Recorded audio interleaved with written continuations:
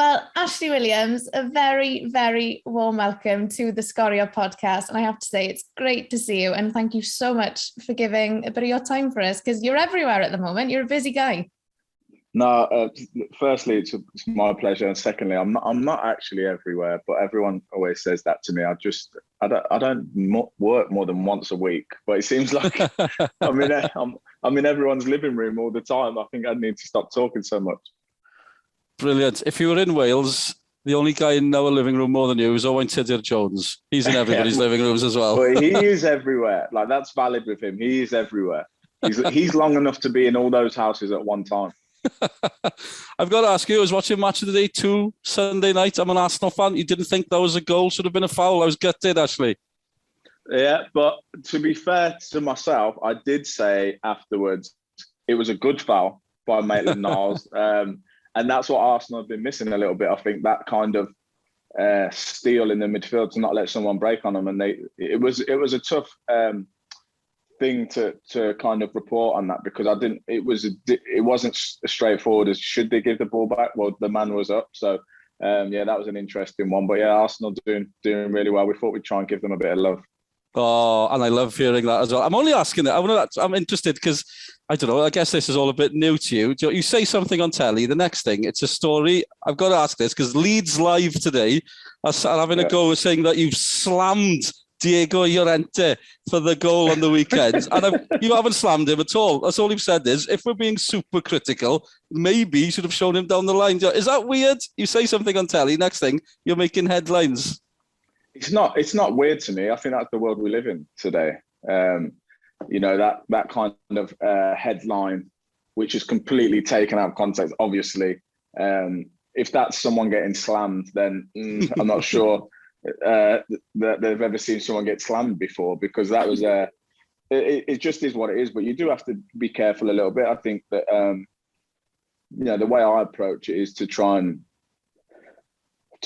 be kind. I think, because I know what it's like as a football player, and you are trying your best, and it's not nice when you've made a mistake. So your manager's told you, the fans have told you, and then you get someone like me on Saturday evening telling you again, yeah, you already know. So I try and be nice about it, whilst also just saying what I see, really. So in that instance there, I completely understand. Llorente's they've just scored. He's come over to cover his right back.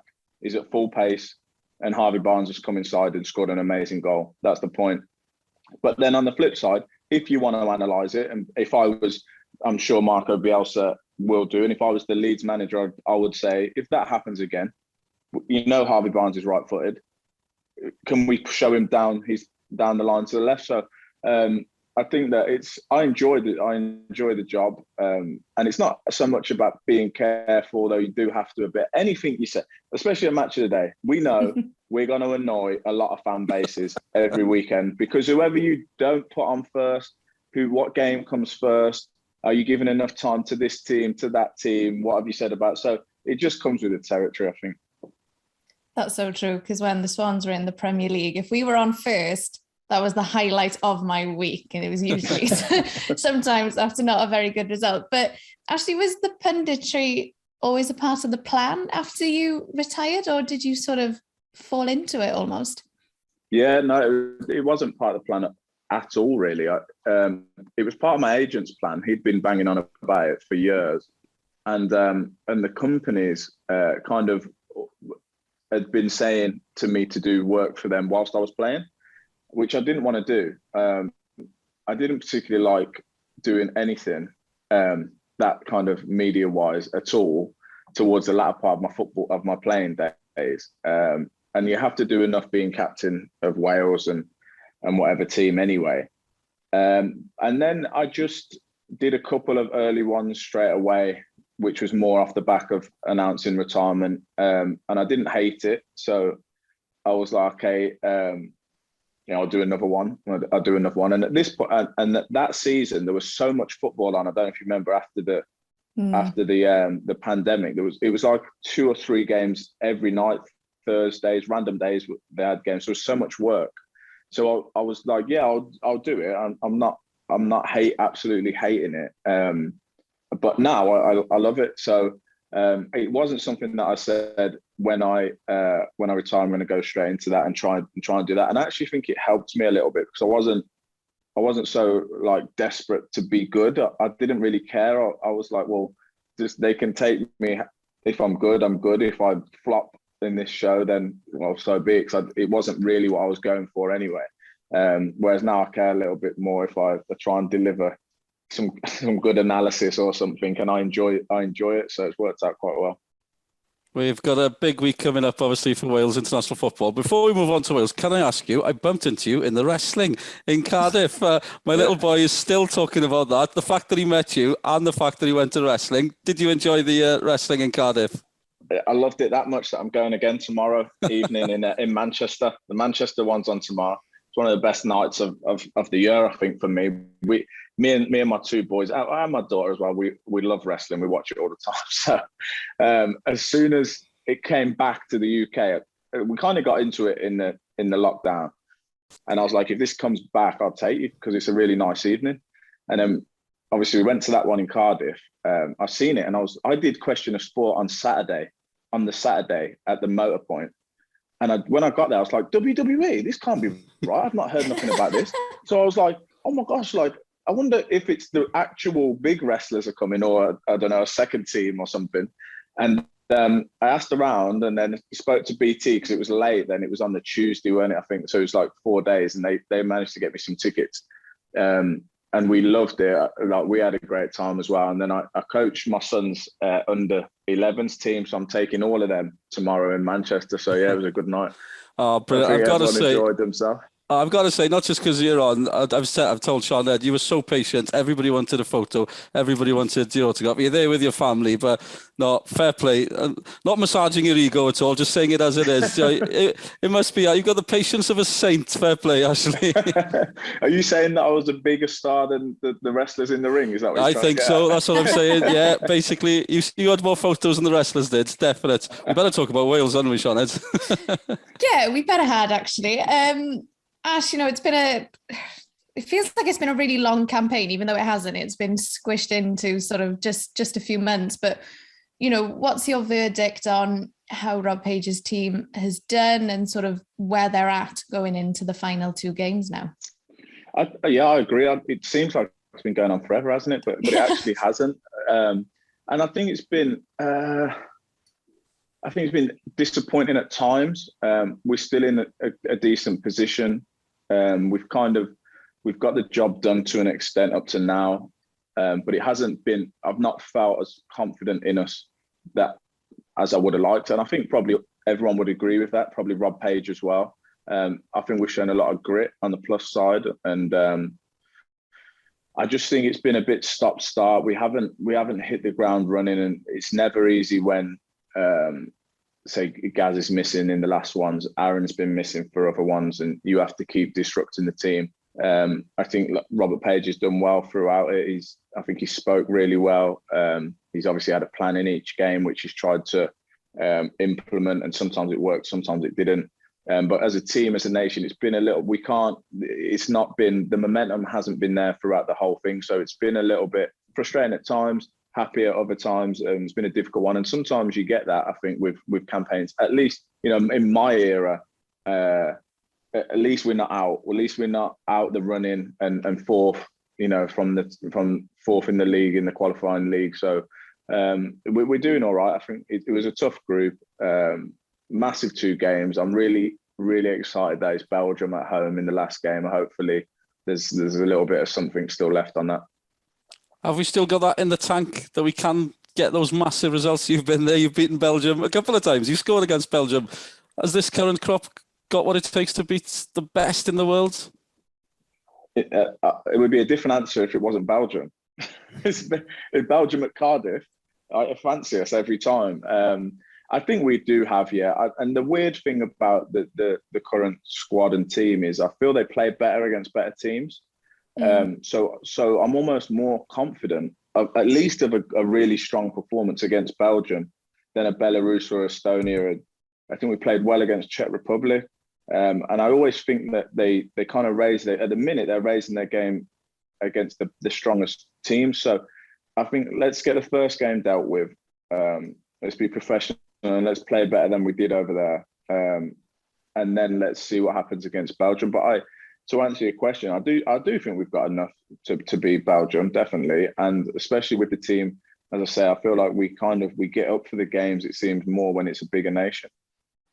That's such an interesting point, because it feels like that 0-0 draw against Estonia a few months ago, that one sort of still hurts. And I think myself, and I know a lot of fans, are kind of thinking, oh, had we won that game, things would be looking a lot differently. So what you've just said there, Ashley, is I've got that written down. One of the main, I don't do many notes. One of them is a massive 0-0 Estonia on my paper. We could be going into these games still with a chance of catching Belgium. Mathematically, it's possible, but they're playing Estonia at home, so it's not going to happen. But yeah, that stuff like that, I guess, in a campaign, Ashley, as Sean had said, that some games 0-0s, you think missed opportunities maybe. Yeah, that one was. I think that's one that probably everyone regrets, and it still niggles you a little bit, because and ironically, I think that's one of the best we've played in this campaign. I think that the all-round general play was really good. We just didn't score. And you look at like Belarus away, I don't think we played very well. We end up getting a win. So that's why I mean, it's been, I'm not sure what to make of the campaign, but that Estonia game was the one what we needed to win. I think with the Czechs dropping points, we could have done with winning that game just for the confidence and momentum, as I say. That kind of put the brakes on it a little bit, because you never, with momentum in a competition like this, you can keep going, and then you set up, like you say, where it's like, well, hang on a minute, we might be able to do something for first place. I think that ended all of that. But it's been you can't be disrespectful to any teams at international level. My opinion is, with what we've got in our Welsh squad, we should be dispatching Estonia and Belarus a lot easier than we are. So there's work to be done there on why that isn't happening. I don't think the game should be as close. And I've been involved in loads of them. I lost loads of them over the years and years. Don't get me wrong. I'm not saying they're easy at all. I'm just saying we have too much quality in our setup, with our individuals, with the coach and stuff. Everything we've got, it shouldn't be as tough playing against these teams as we're making it, really. And that isn't to take anything away from them, because I've been with you in all kinds of places around Europe, and where you'd go, we should win this, and you don't. So I know how difficult it is. I just think we, like, the way I feel is on Saturday, I'm not sure what we're going to get. I don't like that feeling. That makes me nervous. If you knew you was going to get a certain type of performance, you could go into it much more confident.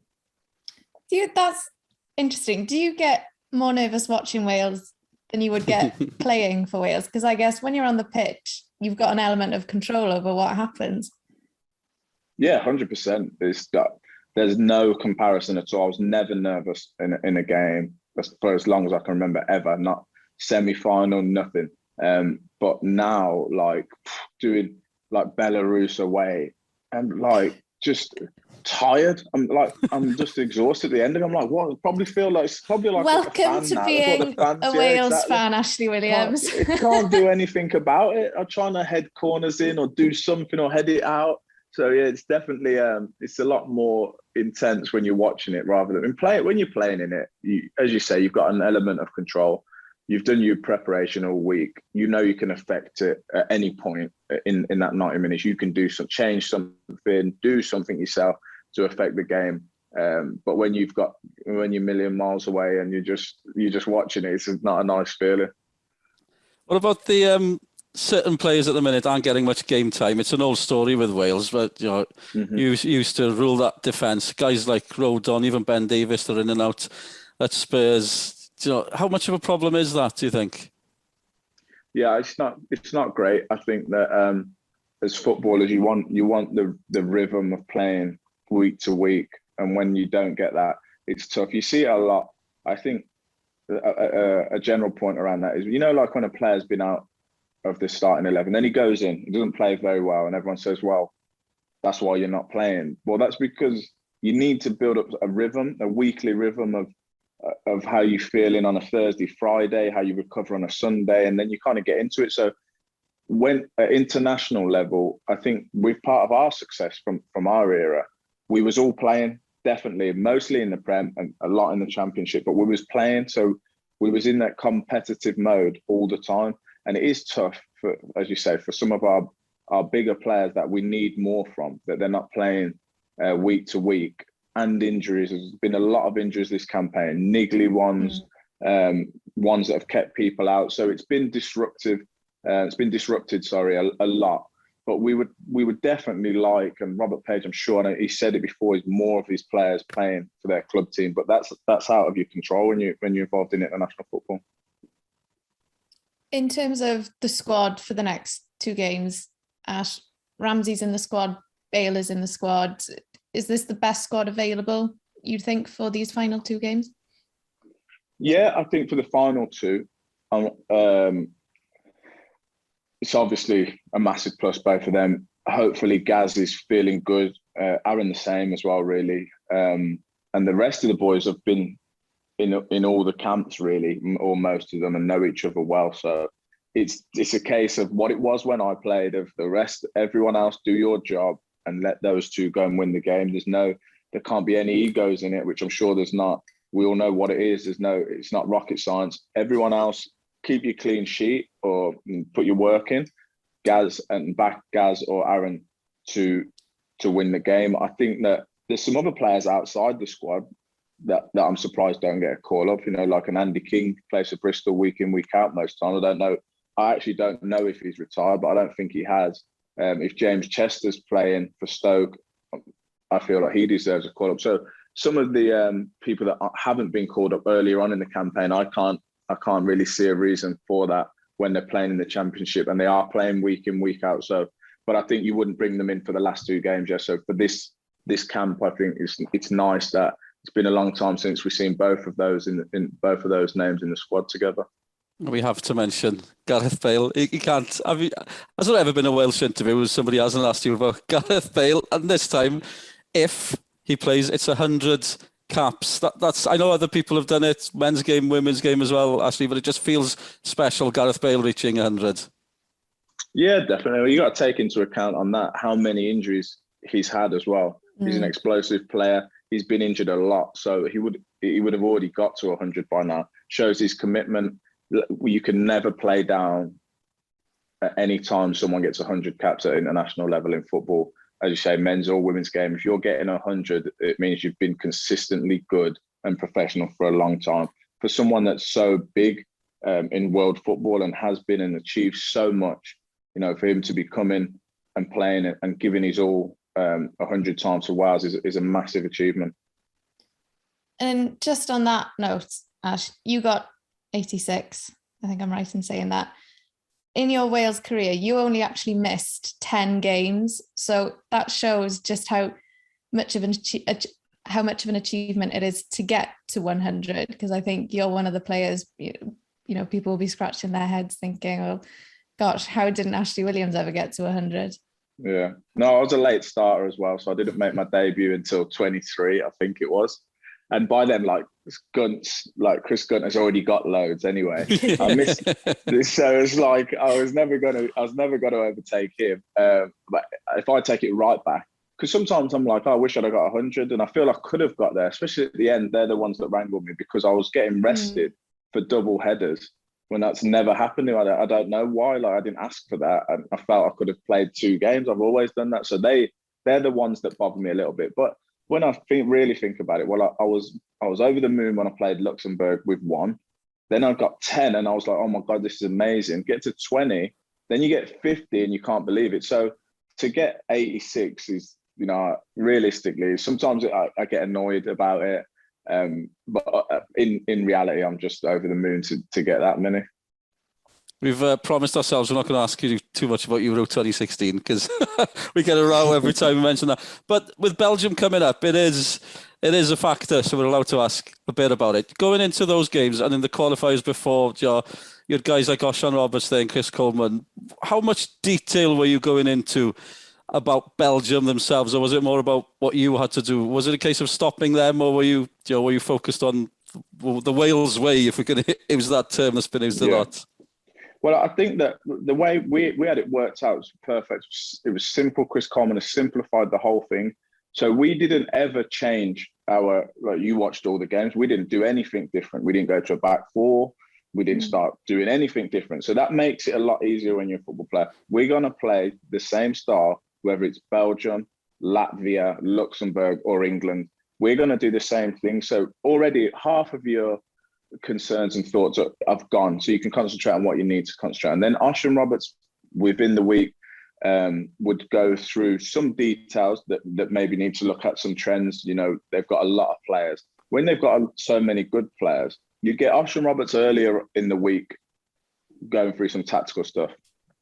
Thursday, Friday's like where Chris Coleman would come into his own, and he would say, without disregarding that, but we need to take that into account and remember what we've worked on and concentration. But at the end of the day, it's just 11 men against 11 men, whoever it is. And he's the best motivator I've ever worked with. And like, he would have us so pumped up coming out of that dressing room that it didn't matter. It could be superheroes we're playing against, and you feel like you're going to beat them. So we had both sides of the coin to get us into a place where we could win the game. So I think like playing against Belgium as well before, we just had their number a little bit. We could feel it, that they knew it as well. I think they knew it wasn't like they was playing against a team that was ranked where we was ranked. When we played them, it was more even. They didn't like playing against us. So funny enough, after the Euro 2016, I went on holiday and I was in the same complex as Eden Hazard. And he was just like,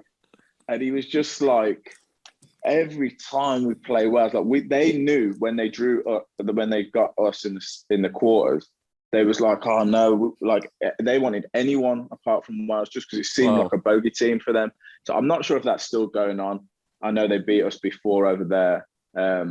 They probably feel like they've got a score to settle just from recent history. And it is different. It's kind of, the Wales team's different. There's a lot more different players in the Belgian team. But it was a thing where when we had Belgium and we respected them completely. We 100% thought we could win that game. And when we went one down, it was like, all right, well, let's just go and beat them again. I promised I wouldn't ask, but I've told this millions of times to people. The period between going one down and when you equalised, I think that's the best I've seen Wales play ever. It's just the way you held on it. Not just held on in there. Suddenly you were going, hang on. You just went for it. It was just, what was it like? Were you sensing it at the time? I agree. That period, the whole game, but especially that period, I was at the back and he scored. What's his name? He scored. Nangalan. Screamer, what a goal. I texted my wife. My wife was asking me, when are you coming home from the Euros? He scored. I went, I might be back tomorrow. No, that was it, wasn't it? You didn't know when the journey would end, but he scored, and it was the best thing that could happen to us, literally, because we was a little bit cagey in that first bit, and any kind of nerves or anything went straight out the window, because we was at that point, you're going home. And we just thought, you know what, if we're going to go home, this might be our last one. But without saying it, no, I didn't have to say it. Aaron, Gaz, nobody said, right, come on, let's start playing. And I was at the back in the middle where always I'm not moving a lot and just observing. And I was just watching it thinking, this might be the best game of football that I've ever watched and been involved in. Because the players ahead of me were just unbelievable. It was like, I agree with what you're saying. It probably is the best, 20 minutes or whatever it was of football that I haven't watched Wales forever, but it's since I've been watching and been involved that I've ever seen. Yeah, it was special. Right, I promised I wouldn't go on about it too much. They've got a few missing. If you were playing, I'm sure you'd love to be there next Tuesday night. But no Lukaku, as a defender. Is that good news for you? I take it if you were there. It is. It's always good news, when some of that, because he would start definitely. So if you're losing, it's the same as if someone played against Wales without Gareth Bale, they'd be over the moon straight away if he's not in the squad. So it just gives you a bit of a psychological boost. But they're going to fill that hole with another quality player. They have like 2 or 3 starting 11s that were probably better than most people. So they've got a massive pool of really talented players to choose from. But anytime if you're looking at it, you're trying to piece it together, and you're trying to motivate your team. You're saying, okay, no Lukaku, that's a plus definitely. De Bruyne is not been the normal De Bruyne this season, so they're the main two, I think. Hazard isn't what he was, before for whatever reason, and you start breaking it down like that, and you start thinking, okay, fair enough.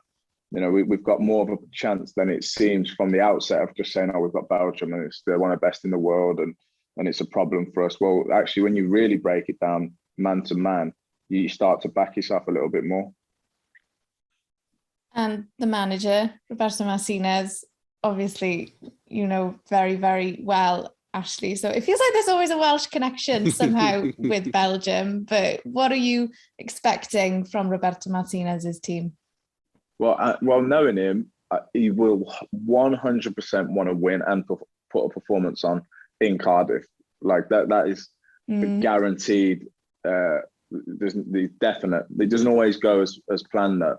He'll want it. He's professional. That's the thing that I could say about him most. He's super professional. So even if they're qualified top and whatever, and I think we all agree that they are. I don't know if they actually are mathematically or whatever, but they're going to win the group. He'll still want to put on a good performance. I don't think he'll be resting players. I don't think he'll be giving too many debuts to people and all these types of things.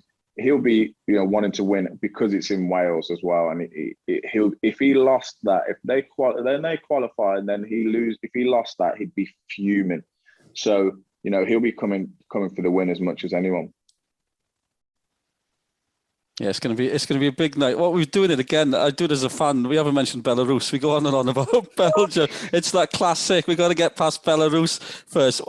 Do you know when managers say one game at a time when we're not looking ahead of ourselves? Is that true? When you're in camp, yeah. Will they be just concentrating on Belarus in the first few days? Yeah, 100%. Because of what I said earlier, really, Belarus will beat you. Belarus will beat you if you're not on form in international football. It's the same as the Premier League. The lower I've played in all the leagues and the lower down you go, you can kind of look at the next game, maybe, if you're playing a weaker team. But in the Premier League or international football, everyone's decent. Everyone's can handle themselves. So realistically, this whole week, Belgium they'll do no work on Belgium. It will be all geared up to Belarus. As soon as the final whistle is blown in that game, then the coaches, the players start recovering. Coaches turn their attentions towards Belgium. The coaches might be doing a bit of work now, I'm guessing, in the meeting rooms, and leading up to this week, they would have been for Belgium as well, because it would be silly to only give yourself a couple of days. But as a player and as a group, they're just trying to beat Belarus first. You mentioned the coaching staff, Ash. Of course, there's been a lot of change over the past year or so. But what have you made of the job that Rob Page has done under tricky circumstances? And do you see after this campaign, is he the person to take Wales forward, or is it too soon to answer that? I think he's done all right. I don't think he's done a bad job. As you said, tricky circumstances, really tricky. Coming into a job under those circumstances was difficult just before the Euros. I think I haven't agreed with everything that he's done, with team selection and squad selection and substitutions and formations. But we've all got different opinions on everything. What I do like about him is that he speaks well, he speaks honestly, and he comes out and tells you exactly what he thinks. He definitely backs his players, which is a massive plus for me. He's not coming out and saying, I didn't tell him to do that, or he's all for, and as a player, that's all you want to hear, that the manager's with you. He's definitely with them. And he shows a lot of passion, as you would expect with it being Rob Page. Going forward, I'm not sure. I don't know. I wouldn't say, if we'd have won the group and we'd won all the games, you wouldn't be asking me the question, I don't think. But so there's obviously a doubt there for everyone. I don't think he's done bad. I think he's done a good job. Probably the argument's there that he needs some more time to implement what he's trying to do, and some friendly games and more. Do you know what I mean? And he went straight into the Euros, and now he's straight into this campaign with a few friendlies here and there. So he himself probably feels like he needs a bit more time to really work with the players and establish an identity. We haven't. That's one of the things that's a bit disappointing. We haven't seen an early identity. Like I say, I'm not sure what we're going to get on Saturday, because we don't have. I don't see a clear identity of a shape. Which may not be his fault, because, as I said, there's been a lot of disruption with this campaign. So I'm not sure. I don't think he's done a bad job at all. Probably deserves some time to really put his stamp on it. But with the situation, no one knows really what's going to happen, I suppose. No, yeah, it's all up in the air, as you say. It's waiting to see. And also, he's going to probably go into a playoff next year, not till March. Yeah. So just if people are listening, not sure what the situation is, second place gives you a playoff, because Wales did well winning the Nations League group. They're more or less going to get a playoff anyway. You don't want to say guaranteed. So he's going to go into the job in difficult circumstances, into a campaign which was interrupted by the Euros, and now into a playoff to try and get to a World Cup. It's like it's intense, to be fair. Who would want to be a football manager? Yeah, exactly. Not me. No, I think that it's like that's why I say there's the arguments there that he deserves not more time. Because I don't want to say it like as if people are calling for him to be sacked, because I don't think they are at all. So I don't want to say that about him. But I just think he probably deserves more time because he's come in and I thought he handled it really well. He handled the way he came in, the Euros. And as I said, we've all got our opinions. I didn't agree with some stuff, but he stood by his decisions. Then he explained, he come out to us guys, to you guys, and explained why he did certain things and what he was thinking. And I think he speaks really well. So at least the integrity is there, and you can, normally you that needs to be rewarded, I think, with a bit of patience. And if we don't qualify for the World Cup, I'm sure they'll look at where they're going from there on out. Who knows what's going to happen? But for now, I think that he's doing an okay job. It would be, I'm sure he'd be saying, "Well, judge me on when I've got all my players fit for a campaign and there's nothing hanging over my head." He would like to be judged on something like that.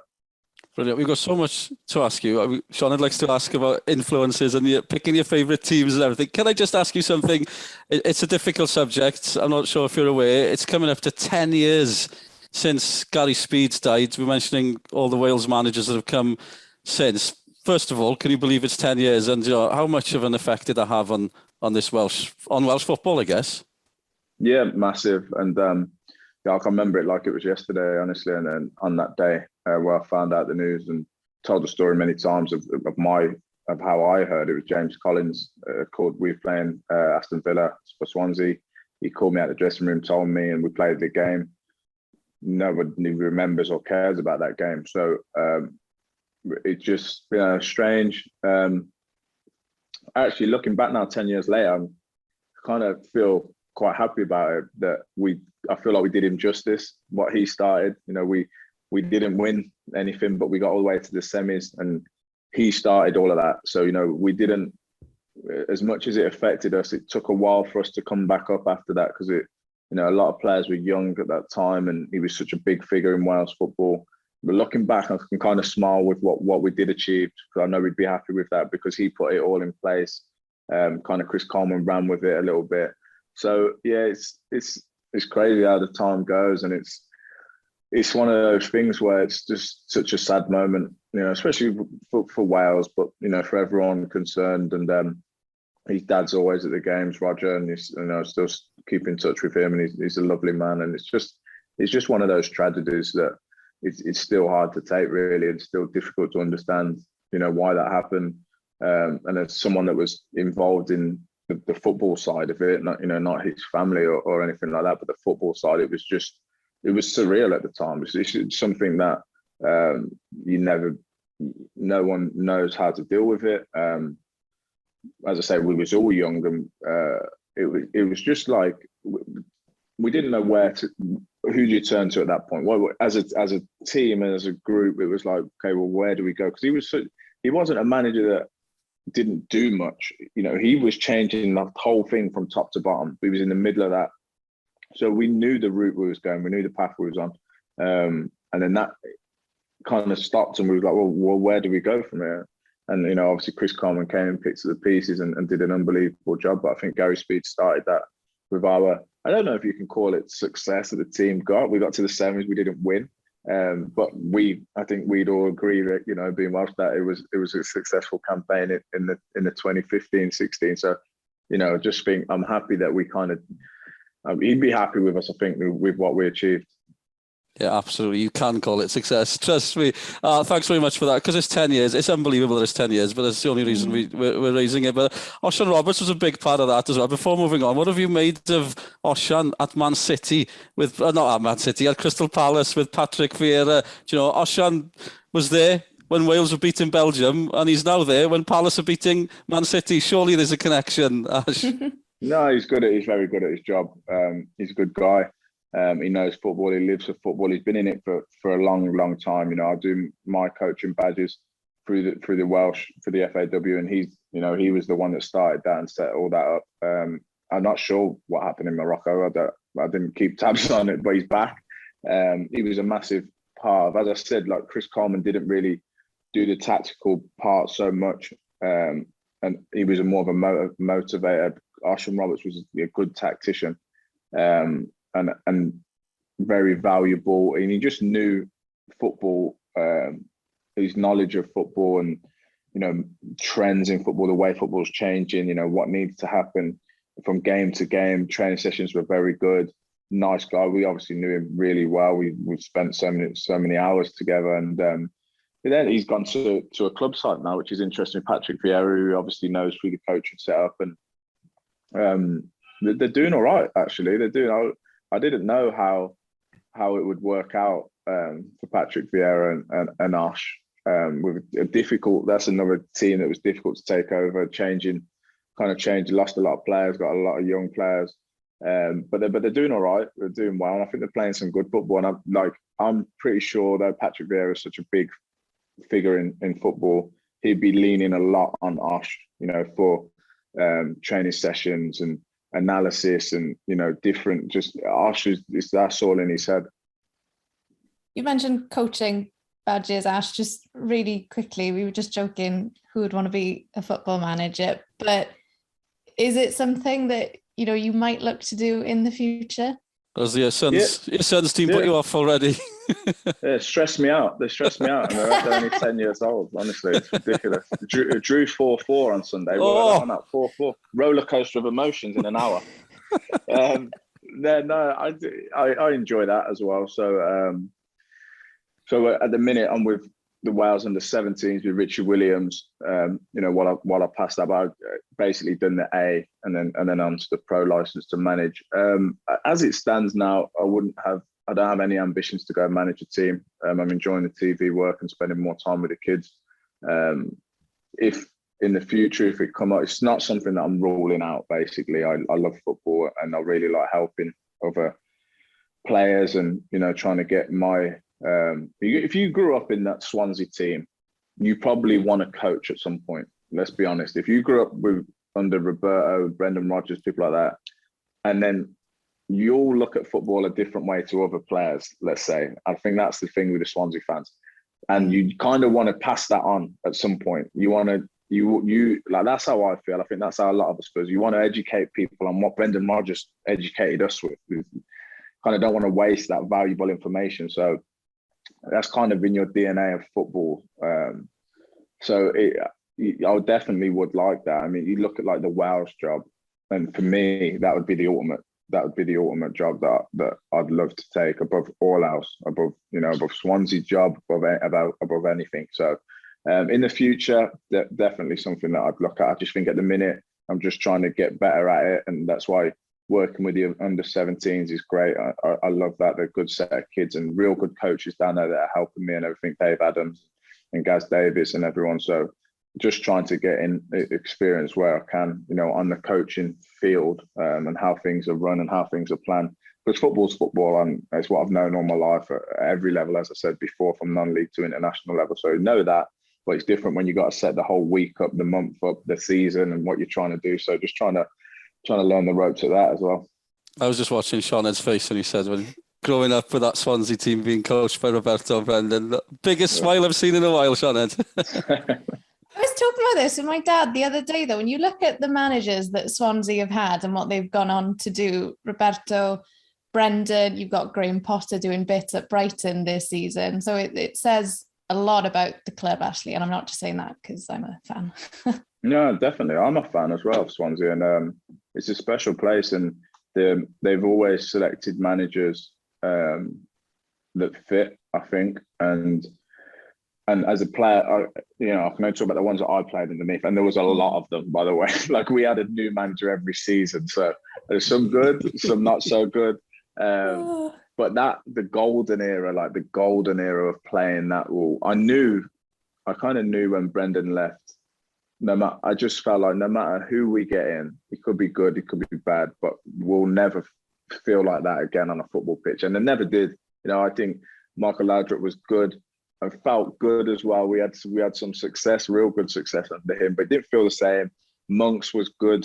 It didn't feel like Brendan. But as you say, Graham Potter, really good manager. He's gone on to do really well in the Premier League. I think Steve Cooper was a really good manager. I'm pretty sure he'll go on to do well. Now, Russell Martin, a little bit different, but clear style of play. Bit different with the results and stuff, but that's obviously a project. But at least you can see Swansea what they're trying to do. They're trying to do something. They employ managers that play that type of way. And the fan base are well educated in Swansea. They've got patience. They know what someone's trying to do. They listen and they take it into account. And I sort of think as club teams are my favourite fans because they don't, they're not silly. They're not silly with it. They've got patience and they know, they understand football. Whenever there was a new manager and you wanted to find out who they were, all you had to do was go to the co-op down the marina and there they'd be getting their milk and bread in. Yeah, everyone goes to the marina first. You all start there. When you look back at your highlights with the club, is it Swansea that comes to mind first? Yeah, without a shadow of a doubt. I think Everton's a massive football club. It was an honour to play for them, and I loved my year at Stoke. Played with a lot of friends there, although we didn't do particularly well, but I really enjoyed it. Bristol was another good year, and Stockport County I played for 5 years, so that's another special club. But Swansea, I think everyone will say, "Oh, Ashley Williams, you used to play for Swansea." So it's the club that I my main years I've spent with. We've done the most there. All my best football memories, at club level, are with Swansea, and it was just such a good time to be involved with the club. Are there any regrets in your career? We ask everybody this, and some people are just like, no, nothing. But then you get some interesting answers. Have you got any regrets? Yeah, don't turn into James McLean in that playoff game against Ireland. So it wasn't James McLean, it was Jeff Hendrick, and then James McLean scored. No, but you know what? The answer could be thousands or nothing, and I choose nothing because you could break down every single thing, and especially me losing my temper. Every time I lost my temper and got in trouble, I regret that. But it is what it is.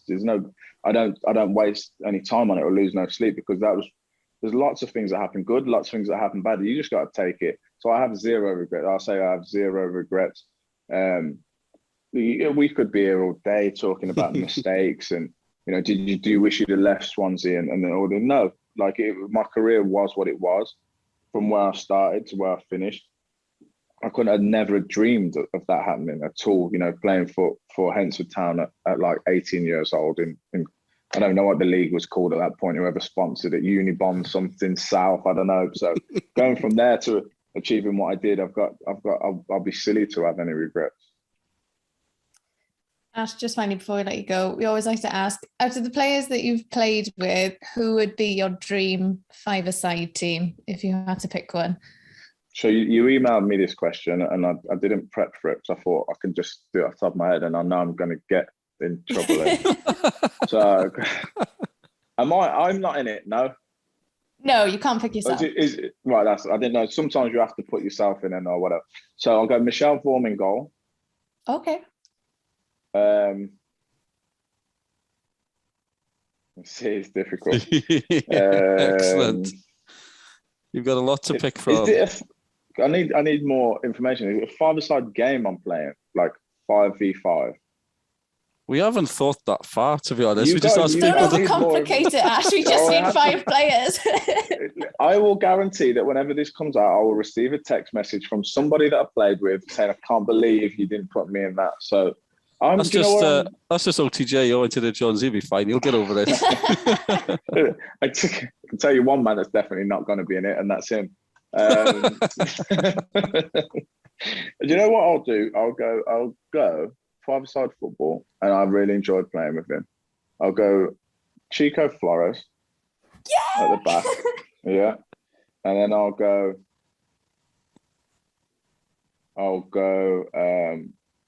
Gareth Bale, Craig Bellamy, Wilfred Boney. Wow. Oh. Good lineup. A bit of everything.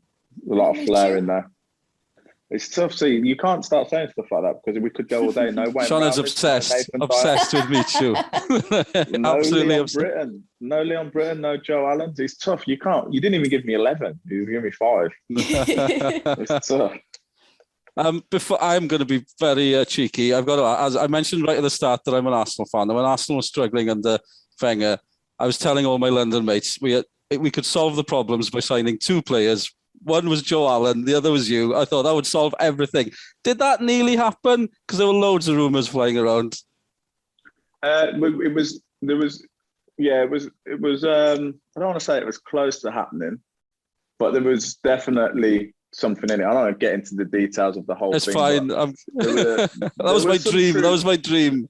Yeah, no, there was some truth in it. And I don't want the Swansea fans to get angry with me because I hadn't said yes or no to the situation, and it didn't work out before I had to make the decision. So I'm free. Like that's not on me. But there was, and I think more than once as well. There was kind of some talks and stuff going on.